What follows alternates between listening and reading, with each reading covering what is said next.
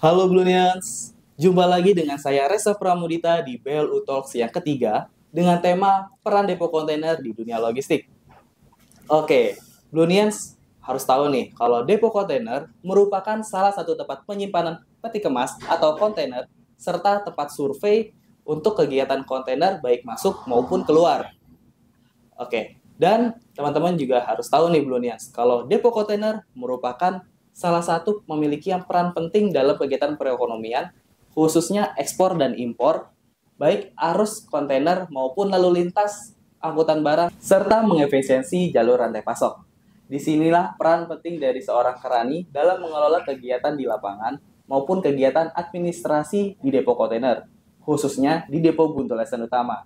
Sudah bergabung dengan kita, yaitu Pak Idris sebagai kepala kerani yang sudah berpengalaman di dunia logistik dan sudah bekerja di Buntulasan Utama kurang lebih selama 3 tahun. Oke, gimana Pak Idris kabarnya? Sehat Pak Idris? Alhamdulillah, Sehat, alhamdulillah ya. sehat. Lancar ya Pak Idris ya? Alhamdulillah, Kerjaannya lancar. Keluarga gimana? Sehat semua juga? Alhamdulillah.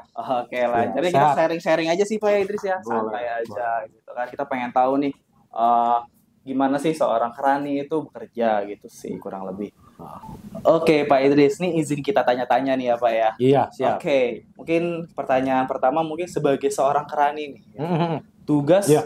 Pak Idris sebagai seorang kerani mungkin boleh dikasih tahu ke kita nih ke para Bulunians, alur harian kerja dari seorang kerani itu tugas dan tanggung jawabnya itu apa aja sih Pak Idris? Boleh dijelasin nggak? Siap. Jadi tugas pokok dan tanggung jawab kerani yang selama ini kita di gudang ya, Oke. di gudang Ya, gitu. flow kerjanya mungkin boleh dijelasin Pak dari Oh. barang masuk ketika barang keluar. Gitu. Oh, siap. Jadi kita di sini ngomongin masalah kontainer. Kontainer dulu ya. Boleh, boleh. Jadi kalau ini masalah ngomongin kontainer, jadi muat ataupun bongkar. Nah, kontainer pertama kali kontainer masuk Oke, ke depo, oke. di situ kan lapor security, baru security lapor ke kita cek kelengkapan dokumennya. Oke, berarti dokumennya dicek dulu. Betul, Oke. betul. Nah, setelah kita cek dokumennya, kita cek lagi fisiknya, cocokin nomor kontainernya, benar apa enggak. Ya, habis itu setelah cocok, barulah kita bikin yang namanya kalau itu muat, kita bikin bon muat. Oh, berarti bon muat ya kalau. Betul. Kalau itu bongkar, mau bongkar, Berarti kita bon bikin bongkar. bon bongkar. Oke. Barulah dari bon bongkar atau bon muat itu kita ke loket KBN Oke. untuk bikin Itu surat gimana tuh? perintah kerja. Oh, Namanya itu surat. SPK. Oh, surat perintah kerja. Betul. Oke. Baru setelah dibikin SPK, barulah kita menghubungi operator Oke. alat kalmar sesuai dengan yang tertera namanya di bon muat Bon muat ataupun bon bongkar. Oke. Gitu. Barulah kita proses Proses. bongkar Situ. dan muatnya. Oke. Nah, itu untuk proses Kontainer. kontainer full ataupun bongkar. Kosong. Oke. Ya, gitu. Kalau empty beda. Oh, beda lagi. Ya. Oke. Kalau masalah empty, datang kontainer, kita cek biasa kelengkapan dokumen, Mhm. langsung kita proses, tapi tidak menggunakan SPK. Oke, tapi SPK bisa langsung ya. Bisa langsung dengan alat kita. Oke, dengan alat kita sendiri. Iya, Oke. betul. Operator forklift Bantu nanti. 10 ton. Oke. Dan yang kedua ini masalah penanganan tugas pokok kerani itu masalah kargo. Oke. Masalah kargo yang selama ini kebanyakan itu mobil-mobil biasa, tronton, box gitu ya, yang sering masuk itu, yang keluar masuk. Oke. Kalau misalkan kargo, kita cocokin lagi surat jalannya. Berarti harus dicek lagi. Betul. Dicek lagi surat jalannya. Kita cocokin barangnya. Baru kita lakukan proses muat. Kalau itu mau muat. Kalau itu mau bongkar. Oke. Nah, setelah turun barangnya, kita cek lagi. Kalau emang itu bongkar, barulah kita lakukan telesit. Jadi, barang itu harus diukur panjang, kali lebar, kali tinggi. Oke, untuk mengetahui ini ya Pak ya, volume CBM. CBM-nya. Betul. Itu kalau ada indikasi dia mau menitipkan barang Iya. kargo ya, gitu menitipkan untuk beberapa hari gitu. Nah, itu apa? Langsung kita cocok, kita foto sedetail mungkin supaya laporannya kita barang kalau terjadi misalkan ada kerusakan masih di mobil kita foto. Jadi kita laporkan jadi kerusakannya tuh masih di atas mobil. Kalau seandainya itu ada kerusakan masih di mobil ya, kita langsung melakukan foto ataupun video. Betul. Untuk konfirmasi itu ya. Betul. Nanti kan suatu saat si pemilik barang bertanya, kok barang saya bisa rusak? Nah, ini dari sananya. Nah, udah ada buktinya. Betul, apa itu mungkin dari sananya atau proses perjalanan. Gitu. Nah, barulah tugasnya Krani juga memastikan ya. Betul. Supaya supaya barang-barang aman, terkendali gitu. Barulah kita turunkan. Kita hitung-hitung lagi sesuai. Nah, kalau udah sesuai, barulah kita sesuai dengan fisik barang. Fisik barang ya. Betul. Gitu. Nah, ada lagi tugas lagi stuffing stripping. Stuffing stripping lagi. Itu banyak dari kontainer. Stuffing stripping ya. Jadi kontainer datang biasa kayak tadi, kayak poin pertama kita lakukan lagi SPK, baru turun kontainer. Nah, habis itu kita buka kontainer. Ya. Foto, jangan lupa terlebih dahulu foto sealnya, semuanya, pokoknya intinya sedetail mungkin kita foto. Sedetail mungkin itu difoto semua. Betul. Untuk memastikan semua jenis barang. Betul. Barulah kita melakukan di sini proses stripping atau stuffing itu ya, gitu. Kita stripping, kita bongkar barang, kita foto lagi sesuai dengan poin yang tadi supaya tidak takut ada kerusakan masih di dalam. Ya, betul. Ya kan? Lagi kembali ya. Betul. Cek ulang. Betul. Nah, kalau seandainya empty-nya udah siap, empty-nya yang buat kosongannya yang buat di stuffing, kita foto lagi empty-nya supaya entah itu pelurnya, apa dindingnya, ya kan? Takut ada kerusakan. Betul. Takutnya ada apa-apa kan klaim ke kita. Betul. Ya kan? Tapi kalau udah dari sananya, kita ada bukti foto. Betul. Gitu. Barulah kita tim helper, operator baru melakukan stuffing stripping. Gitu. Selebihnya seperti itu. Kurang lebih seperti itu ya. Betul. Tugas dari tanggung jawab seorang Krani. Yang selama ini di lapangan gitu ya. Di lapangan. Betul. Ya. Secara administrasinya apa aja yang biasa dilakukan? Kalau secara administrasi paling kita laporan-laporan lah ke salesnya. Gitu ya. Betul. Berarti ya. Betul. Bahwa ini kalau misalkan ada kerusakan kita seperti ini, barang-barang udah dilakukan stuffing stripping, kita laporan ke salesnya. Jadi melakukan gitu. report di situ. Betul. Ya? Betul ke PIC-nya, melakukan report ke grup. Betul. Dokumentasi biar tahu gitu. Betul. Jangan selama ini yang kita kerjakan juga kita videoin selesai pengerjaan baru kita lapor. Betul, laporkan semuanya gitu. Jadi semuanya pegang data. Ya. Jadi nggak cuma sekedar di lapangan aja, tapi secara administrasi, report itu juga dilakukan oleh Betul, harus sekali dilakukan. Gitu. Lumayan ini ya teman-teman Bunians, lumayan padat kerjaannya dari Krani sehari-hari. Betul. Oke. Mungkin saya mau sambil sharing-sharing lagi nih pertanyaan selanjutnya ya. Siap. Tentang peran seorang Krani di dunia logistik, khususnya di depo kontainer nih, perannya yang mempengaruhi efisiensi kegiatan logistik, mungkin boleh dijelaskan nggak Pak Idris? Untuk masalah peran. Ya. Di sini mungkin kalau untuk masalah peran ya, itu sangat penting ya Pak. Penting sekali Krani. Ya, mungkin tidak hanya di sini aja mungkin ya. Di semua perusahaan mungkin itu yang bergerak di bidang depo itu sangat penting. Sangat penting peran Krani itu. Ini gimana tuh Pak? Boleh dijelasin nggak? Peran pentingnya itu seperti apa? Ada pengaruhnya seperti apa? Jadi begini. Kalau seandainya aja nih ya, kita ambil buruknya aja. Kalau seandainya tidak ada Krani di sini ya, di depo. Nah, nanti siapa yang mau mengatur? Untuk masalah kargo masuk, keluar. Ya kan? Baik kontainer yang mau masuk, yang mau keluar, siapa yang mau ngatur? Tidak ada. Nggak ada ya Pak? Berantakan semua. Berantakan jadinya. Betul. Yang melengujat apalagi tentang masalah full kontainer datang atau yang mau ngambil kontainer. Dengan tidak adanya Krani, bagaimana? arusnya jadi berantakan ya Pak ya. Betul. Nah, keterlambatan di situ akan pasti ada. Oke. Ya, mungkin gimana lah. Kacau. Jadi Kacau, ya. kacau. Itu Jadi, keran itu sangat penting, sangat efisien itu, benar. Keran di sebuah perusahaan ya, terutama di depo ini. Ya, Oke. harus itu. Ya, saya bilang tadi, kalau tidak ada kerani ya, misalkan di suatu perusahaan nggak ada kerani nih, contohnya kerani. Nah, siapa yang mau muatin barang? Iya, betul. Ya kan? Siapa yang membongkar barang? Betul. Ya kan? Nah, makanya diadain kerani itu untuk mempermudah. Untuk mempermudah semuanya. Betul. Nah, semacam kerani tugasnya pokok tadi yang saya bilang tadi di poin pertama ya kan, Iya.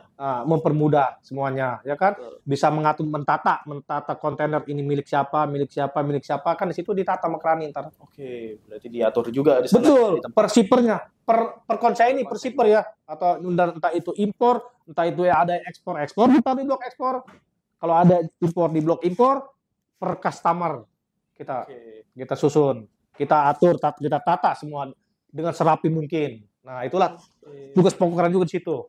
Wah, Nah, sekarang kalau nggak ada kerani, gimana mau natanya? Nggak ada.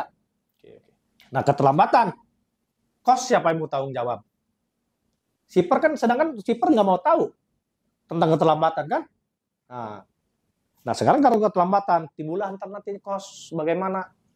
Betul. Jadi sangat mempengaruhi ya Pak ya, terhadap efisiensi Sangat kegiatan sekali logistik. mempengaruhi itu. Bagi saya, Dari menurut saya biaya ya. itu sangat berpengaruh besar. Betul itu. Wah, Bagi jadi- menurut saya tuh benar sangat mempengaruhi. Gitu. Oke, jadi teman-teman, jadi sangat mempengaruhi loh terhadap efisiensi kegiatan logistik. Itu peran seorang karyawan sangat penting. Betul sekali itu. Oke. Betul. Oke, lanjut Pak Idris. Tentang tantangan yang Pak Idris sudah hadapi nih selama kerja di BLU. Nah, mungkin Pak Idris boleh nih sharing-sharing pengalaman Pak Idris mulai dari pertama kali masuk hingga sampai sekarang dari kerani jadi akhirnya kepala kerani. Mungkin boleh diceritain ke kita nih, ke para Blunians. Oh iya, siap. Jadi pertama awalnya saya masuk dulu ya mungkin sampai kurang lebih mau 3 tahun saya di sini. Itu mungkin nggak semudah itulah kita, ya kan, butuh juga perjuangan, kerja keras gitu. Bagaimana caranya akhirnya gitu. Apalagi pertama saya masuk di Blue itu di zaman Krani itu masih 3 orang gitu waktu itu. 3 orang ya. Betul. Jadi di setiap ada pekerjaan itu harus kita handle. Harus bisa pokoknya. Ya. Nah, bagaimana mengatur semuanya? Baik itu pekerjaan ataupun kita kalau ada misalkan pekerjaannya yang Administrasi. banyak ini, misalkan ada banyak ini kita udah kerja, kita sudah disuruh long shift. Ya, dengan pekerjaan itu tidak bisa dengan 1 orang, kan harus 2 orang misalkan. Kita harus siap kita long shift gitu, harus siap kita lembur gitu. Karena kan di sini kita kan bagaimana lah, jadi perusahaan kita kan menggaji kita harus royalitas juga ya ke perusahaan gitu. Nah, gitu dulu kan mau nggak mau harus mau itu. Apalagi dengan pengalaman yang selama ini yang ada di Blue ya, mungkin yang sebelumnya dari awal saya belum bisa, udah ke Blue ada pengalaman baru buat saya juga. Banyak pengalaman baru lagi. Betul. Ceritain nggak tuh Pak, gimana tuh? Jadi kalau masuk yang maaf di perusahaan yang dulu nih ya, saya ceritain, mungkin nggak saya sebutin itunya, mungkin pengalaman aja. Saya dulu mungkin di pergudangan juga sama, stripping, saya handle. Nah, saya terapkan di Blue, cuman di Blue ikan masalah untuk kargo ada perbedaan. Nah, yang mana perbedaannya itu ada semacam alat berat, gitu. Itu yang belum saya temukan. Itu suatu ilmu juga buat saya. Ilmu baru ya Pak? Betul. Semacam penanganan koil yang selama ini belum saya handle di tempat-tempat perusahaan sebelumnya. Wire root, billet, gitu. Karena di sini mas spesialisasinya di alat berat ya. Betul. Nah, stamping alat berat. Nah, stripping alat berat. Nah, kebanyakan ini selama ini kan sering ya. Selama ini kesini sering itu. Nah, itu suatu ilmu juga buat saya. Betul gitu. yang selama ini yang saya belum temukan ilmu-ilmu di sebelumnya, sekarang saya temukan di tempat yang baru. Oke. Gitu. Oke, dari kegiatan yang tadi yang Pak Idris bilang, kan itu pengalaman secara ininya ya, Betul. secara pekerjaannya. Mungkin Betul. bisa di-sharing nih ke kita tentang pengalaman dari Pak Idris ketika bekerjanya nih, mungkin pas malam gimana, mungkin pas siang gimana, itu bisa diceritain ya. Jelas mungkin kalau ada jelas ada ya. Mungkin Jelas ada ya. kalau shift siang kendalanya lah seperti ini gitu kan. Banyak sementara ini debu atau panas gitu. Tapi itu tidak mewujudkan niat kami lah untuk bekerja itu. Meskipun mau debu, Betul, panas betul. Semangat ya. Semangat kita. Kalau malam, Oke. kebanyakan sekarang mungkin alhamdulillah penerangan sudah ini ya. udah banyak banget ya. Udah terang dulu sekarang. Gimana Pak emang? Kalau dulu mungkin namanya ini agak kurang Kurang dulu. Kurang. Makanya dulu kalau kita mau shift malam itu, apalagi mau muat wairut sering itu ya. Itu harus benar-benar ekstra kita teliti satu barang. Bagaimana ini jangan salah. Itu lagi malam-malam dikerjain. Betul. Kadang-kadang kita udah bekerja aja semaksimal mungkin. Itu masalah itu sampai ke rumah itu benar salah enggak gitu sampai ke bawah ke rumah itu betul gitu. Ya mudah-mudahan kan selama ini gak ada masalah lah gitu ya kan gitu. Itulah dulu, makanya sekarang tuh udah alhamdulillah udah enak banget ya. Udah enak banget sekarang, udah terang gitu. Udah ada CCTV juga. Betul. Sekarang udah dibantu sama helper udah mulai bisa gitu kan, forklift operatornya sudah mulai bisa bantu semuanya. Jadi kerja di Blue ini teamwork ya. Teamwork. Sekarang ini udah teamwork, alhamdulillahnya itu. Jadi si ini tidak bisa dibantu dengan ini. Oke, udah ada backupnya. Betul. Udah saling backup. Betul. Sekarang udah alhamdulillah, udah semuanya udah teamwork. Menurut saya udah teamwork semua. Alhamdulillah gitu. Keren banget. Jadi satu pekerjaan kita ini rame-rame. Gitu. Jadi alhamdulillah terkendali semua ya. Alhamdulillahnya itu lancar. Oke, mungkin bisa dibagikan nih Pak Idris tentang suka dukanya nih Pak Idris sebagai kerani di BLU. Kita cerita tentang kerani di BLU. Sukanya dulu aja gimana? Mungkin dukanya dulu boleh. Dukanya apa baru kesukanya gitu ya. Mungkin boleh diceritain selama kerja di Bundaran Utama sebagai kerani itu apa aja sih suka dukanya? Kalau mungkin yang selama ini saya laksanakan ya di sini gitu. Boleh. Saya ini. Jadi sukanya saya bicara suka dulu. Boleh. Ya.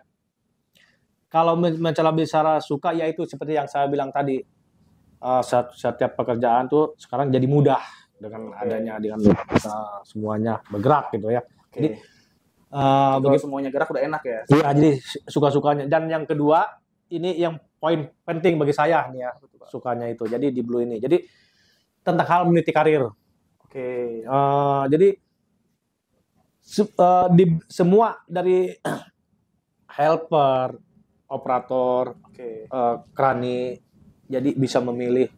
Jadi dikasih kesempatan untuk mengembangkan diri. Betul. Di sini ngebuka diri banget untuk siapapun untuk bisa berkembang. Betul, itu suatu hal yang jarang sekali dilakukan perusahaan-perusahaan lain. Itu sukanya itu yang paling saya suka itu. Berarti Pak Idris ngerasa ya impact dari ini semua ya. Betul. Yang dilakukan dan pengembangan. Iya, itu jarang sekali dilakukan perusahaan-perusahaan lain. Jadi semuanya gini, yang udah sekarang berjalan aja. Helper, ya kan, bisa jadi operator. Berarti bisa pindah dia ya? Iya, bisa mengembangkan diri. Betul. Itulah kehebatan Blue di situ. Jadi kedua, helper bisa jadi kerani. Ya kan? Jadi pengembangan itu untuk mengembangkan ini dibuka itu. Dibuka ya? Ya, dibuka untuk semuanya. Mungkin ya jadi mau jadi apa. Jadi jenjang jenjang ininya, karirnya juga. Betul. Apa yang kita bisa dikembangkan di situ. Didukung juga sama perusahaan. Betul, itu kelebihan Blue itu. Jadi jarang sekali nih perusahaan-perusahaan lain, jarang sekali. Oke. Gitu. Kalau secara ini nih Pak, mungkin tadi kan sukanya nih. Pak. Betul bicara suka. Dukanya nih mungkin boleh diceritain sedikit, boleh dikasih lah. Gitu. Kalau duka ini di sini saya mungkin sedikit ya mungkin ya. Apa ya untuk duka? Paling kalau saya kejenuhan aja. Kejenuhan. Iya. Jenuh dalam bekerja aja. Ya, jadi bukan kalau tidak ada kerjaan gitu. Oke. Biasa mau ngapain ini ya. Karena udah gitu. biasanya gerak terus. Betul. Kalau pribadi saya sendiri. Oke. Gitu. Jadi ini kita udah kerjakan, ini kerjakan apa yang saya kerjakan ini ya gitu. Jadi karena emang sekarang udah terhandle semuanya, kerjasamanya udah baik. Betul. Jadinya jadi lebih cepat. Betul. Jadi bingung cara mau kerja ngapain. Betul. Kalau dulu kan masihnya karena 3 orang gitu kan jadi kelabakan. Betul. Ya. Jadi harus banyak yang dikerjain. Betul sekali itu. Betul. Sekarang udah tertata, udah terkelola. Jadi dukanya itu semakin sedikit. Iya. Semakin sedikit dukanya, malah lebih banyak sukanya. Udah enak. Untuk sekarang ini. Betul. Betul sekali itu. Nah. Oke, udah sih Pak Idris. Thank you banget nih Pak Idris. Iya, sama-sama kita berbagi sharing berpengalaman, bagi pengalaman aja. Betul. Gitu. Saya juga masih harus belajar. Oke. Masih banyak yang ilmu-ilmu di Blue ini yang harus saya pelajari. Oke. Gitu. Oke, thank you Pak Idris atas waktunya Pak Idris udah berbagi pengalaman sama teman-teman di Blunians ini yang sudah menyaksikan BLU Talks edisi ketiga. Iya. Thank you semuanya. See you di episode selanjutnya. Terima kasih. Salam, saya pamit. Reza Pramudita undur diri.